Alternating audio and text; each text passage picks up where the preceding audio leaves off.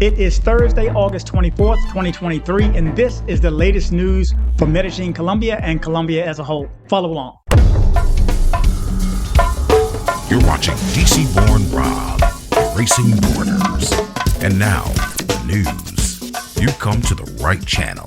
Okay, good morning, good evening, good afternoon, wherever it is you're located. Thanks for watching. You're watching DC-born Rob, Erasing Borders. I'm DC Rob. Let's jump into the news. If you recall, a week ago, there was an earthquake, a big one that was, I think it was 6.1 on the Richter scale. The only fatality was a woman who jumped or fell from a building. Here's the story from her friend. Okay, a friend told what the woman who fell from a building during an earthquake in Bogota was doing locked up. She loved life. The moment in which the woman tried to escape through the window while the buildings in the area were being evacuated was recorded on video. Of course, I had the video. I saw the video, but I didn't play the video. I would never play anything like that, not on this channel. Mariali Moreno Mosquera died after falling from the 7th floor during the earth movements that occurred on August 17th in Bogota. The young woman's best friend recorded a video in which she told her version of this accident on TikTok. "I don't want my sister to be seen as a suicidal because she loved life so much. She made the decision that she made because she was trying to save her life however she could. She did not jump. She was not kidnapped, and many of the things that they say out there are not true," commented Maria Paula Estrellas Martinez, the woman's best friend, on her TikTok account again. Her friend was in that apartment because she had stayed from the night before, watching movies with a partner. The next morning, she decided to stay for a while longer and let her friend go to work first, who was the tenant, who did not notice that the young woman was still there. That person went to work and locked the door. That's how she was locked. That day, there were 4 earthquakes. I imagine that in the first earthquake, she got up and got dressed because she had her purse, her clothes, and all her things. I think that the second tremor, she felt cornered and very afraid, added Paula Maria. The woman told that her sister in childhood was very skilled at climbing and climbing trees. She assured that it was this ability that led the woman to think that she could easily escape through the window. So there you go. There's a second half to this story because do you know what to do during an earthquake? By the way, there was just another smaller one today, just in case you didn't know. The Colombian geological system recommends that the best thing in this type of case is to remain calm. This will allow us to act with greater security. The first thing to do is seek protection. If you are in a seismic resistant construction, locate yourself near the columns, under a desk, or in areas marked safe. Always away from glass or items that may fall, the entity said. Other recommendations is that if you are at home, open all the doors of your room so in such a case that they do not get blocked. Keep in mind, during an earthquake, things shift. Anything can lock that door, seize that door, and you can't get out at all after that. So if you are on the street or not in a safe place, they recommend that you should be calm and look for a firm roof that can protect you. Try to stay away from poles and cables. If you are driving a vehicle through the streets of a city or municipality and perceive an earthquake, they recommend slowing down as soon as possible. You must stop in a safe place and be away from objects or structures that cause harm to you, away from poles, cables, and fences. Right quick, let's take a pause.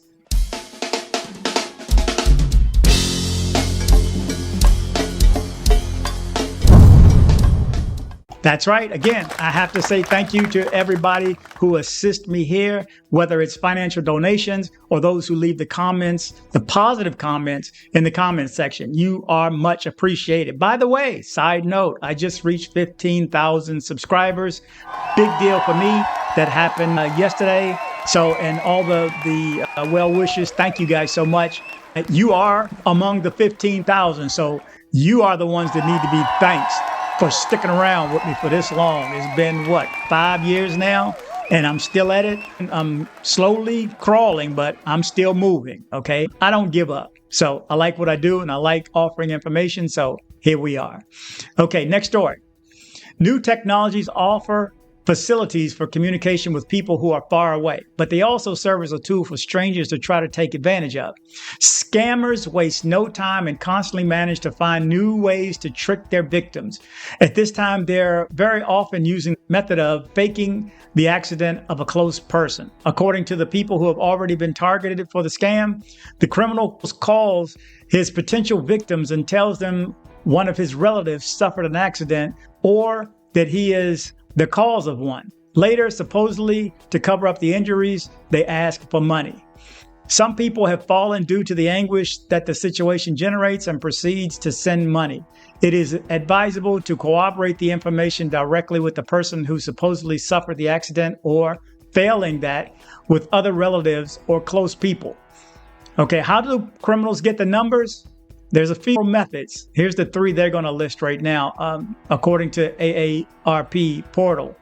They participate in an online contest. Internet contests open the door for unwanted sales promotions. Sellers are only collect data such as name, age, and address. They could learn more about you. For example, your taste. 2, send guarantee cards by mail. Not sure what that is, but when filling out this type of card, they ask to include personal information such as the amount of money that you earn. It is likely that information is being sold to third parties. 3, complete surveys. It is very common that after using a product or a service, the person is asked to provide their data. On some occasions, that data ends up in the hands of unscrupulous people. Now, I'm going to say, don't trust nobody. I don't trust nobody before I trust them. I start out not trusting anybody. I think everybody is sketchy, especially you talking online. You don't know who anybody is. They gave those 3 examples. But what about dating online? Always there's going to be a family member that got sick, or child broke their leg, or they showed up and their card charged them twice, whatever. They're going to come up with some type of scam. I don't fall for any of that stuff. I don't fall for anything. First of all, I ain't giving you no money. How about that? So, you can work out whatever scam you got, but it ain't coming from me. Just be careful out there, guys. These ladies, guys, all of them will try to take you for whatever. If you're dating somebody there and you want to support them, personally, I don't see a problem with that. You're truly dating that person. You've been there, spent time with them, yada, yada, blah, blah. But even still, grandma needs a new this, or auntie so-and-so needs a new that. Just be careful. It's your money. So spend it how you want, but I'll leave it with that. Just be careful. Okay. In financial news, the Brics announced the historic incorporation of 6 new countries. Which ones are they? The United States affirmed that it does not see future geopolitical rivals in the Brics and assured that it wants to maintain solid relations with Brazil, India, and South Africa. That's a joke. This is for me. Okay, that's a joke. We are concerned because we need everybody to take our paper. Remember, this paper has no freaking value. Okay, only the faith that we put into it. So the more countries that don't have faith in it, then prices are going to start going up here, and the value of the dollar is going to start going down everywhere else, including Colombia. Okay, back to the story. The leaders of BRICS, Brazil, Russia, India, China, and South Africa, announced on Thursday the historic admission of 6 new members starting next year, including Argentina, at a time when the club of emerging countries seeks to gain influence on the international scene. Argentina, Egypt, Ethiopia, Saudi Arabia, Iran, and the United Arab Emirates will join the group as of January 1st, 2024. Okay, I'm going to leave it on a slightly lighter side. The story started off bad. A woman was left.